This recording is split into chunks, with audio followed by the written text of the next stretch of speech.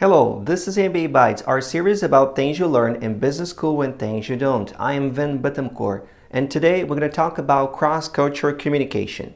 Globally, more than 3 billion people at work every day experience the world through their own cultural lenses. And while it's normal to avoid stereotyping and to point all differences in behavior, in attitudes, and communication styles to individual personalities, to individual traits, the reality, a lot of behaviors and attitudes come from cultural norms. They have deep roots in the way we grew up, who we grew up with, and the nature of the environment. The way you talk to people in positions of power, your appreciation for punctuality, your preference for written documentation, your appreciation for conceptual analytical thinking versus your appreciation for practical action-based knowledge and thinking. Those are all cultural elements we're programmed with that we use to socialize, collaborate, and work together.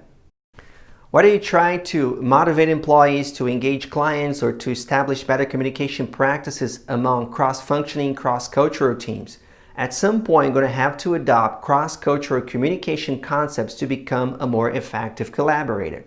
If you happen to live in a country that's different than the one you were born, cultural norms may seem more obvious to you. You probably have to adopt some new cultural norms to survive in your working environment, and they shape the way you behave, the way your beliefs, your attitudes, and your working style.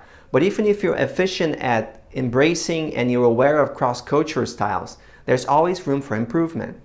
At the same time, if you happen to live and work in the same country you were born, chances are you're part of a global organization or you're going to be part of a global team at some point of a professional or academic life. Either way, you have to embrace cross-cultural communication to become a better professional. Essentially, there's no better way to operate and there's no other way to operate today. So on a spectrum, what are the two cultural contexts that shape people's behaviors and perceptions and style across all nationalities? In social sciences, we have low context and high context cultures. This is a concept developed and created by influential cross-cultural researcher and anthropologist Edward T. Hall a long time ago. You can actually read about his theory of proxemics, which is a lot broader than communication. Definitely good stuff. But anyhow, so in a low context culture, people have heterogeneous, diverse backgrounds. Low levels of shared information of mutual understanding exist. So there are limited reference points and by extent, little background information to share. The US is a low context culture. Here, the say what you mean what you say model kind of rules. Because in US, we coexist and collaborate with people from multi-ethnic, multicultural backgrounds. We all come from different corners of the world to go to school together, to work together. So there's a need for a simplified, stripped down form of communication. By extent, the American culture relies on a straight-to-the-point sort of style of communication. Because if you have ambiguity and somehow are unclear about the nature of the messages, there's a huge risk of not getting the message across. There's a need to simplify things, kind of like finding a lowest common denominator. In exchange, high-context cultures are more homogeneous, where people are more similar culturally, with shared norms and shared rituals established for centuries. Communication is more nuanced, more sophisticated. In high-context cultures, people use a lot more implicit meanings, indirect messaging, and between-the-line exchanges. As a result, people don't need to say as much to understand each other. In fact, high-context languages need a lot less words to describe and express things. You can think of Japan, China, and most Asian cultures as very high context. Also, European cultures such as French, Italian, Portuguese are a lot less high context than Asians, but a lot more high context than Americans and British by comparison. So what are some of the differences in the communication style between a low context culture such as US and UK and a high context culture such as Japan, India, and Brazil? In a low context culture, communication is straight to the point. People use explicit, clear communication styles. Communication is deployed as efficient and fast as possible. People repeat themselves a lot to make sure all the I's are dotted and all the T's are crossed because they are trained to communicate in a way that is as literal as possible.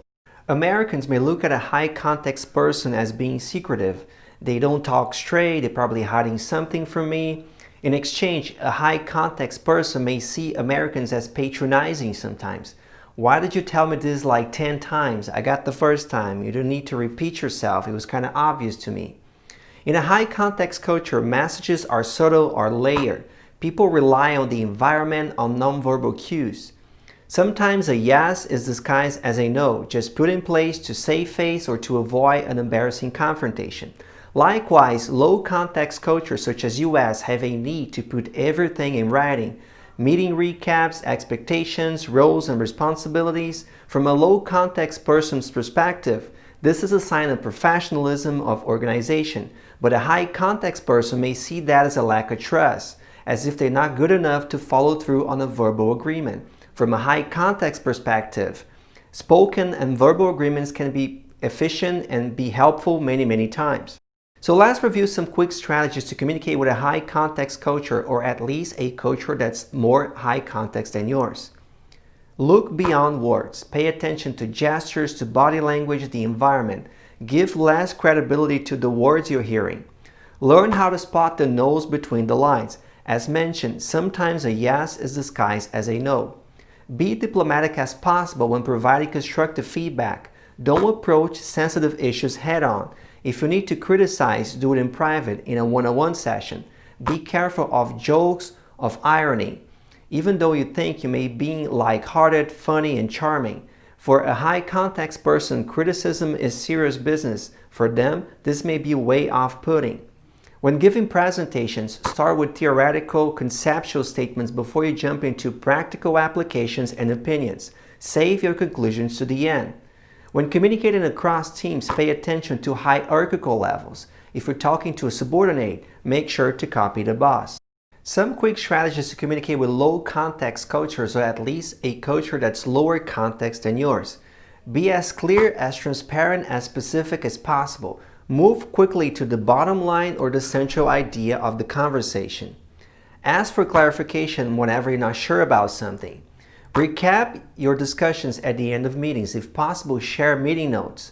Speak up. Don't be afraid to bring the elephant in the room if you still believe there's misunderstandings. When presenting your ideas, your theories include practical applications. Always include facts, figures, and metrics. Action items should be a major point of your narratives. When communicating across hierarchical levels about important matters, go straight to the person. There's no need to copy the boss. As much as it is important to account for individual differences in character and personality, it's impossible to engage and communicate effectively if we ignore cultural differences between people, organizations, and even across nationalities. In other words, it's important to have both a respect and appreciation for the individual, but also an understanding of cultural differences and cultural nuances. In the end, those walk hand in hand. Thanks so much for watching. I hope you enjoyed this episode of MBA Bites, our series about things you learn in business school and things you don't. Please don't forget to subscribe for our insights on money, business, career. I am Vin Bittencourt, and I see you next time.